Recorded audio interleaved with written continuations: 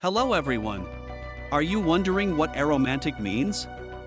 Let's explore.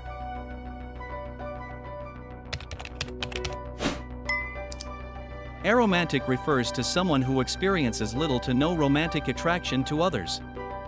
Aromantic individuals typically do not feel the desire for romantic relationships or have romantic feelings towards others, though they may still experience deep friendships, familial love, or other forms of emotional connection. This orientation highlights the distinction between romantic attraction and other types of affection or bonding. Aromanticism is an important part of the broader spectrum of romantic orientations, acknowledging that not everyone experiences romantic attraction in the same way, or at all. In essence, being aromantic is about recognizing and embracing the lack of romantic attraction, while still valuing other forms of meaningful relationships. Please like the video and leave a comment to support my job. Thank you for watching and see you later. Goodbye.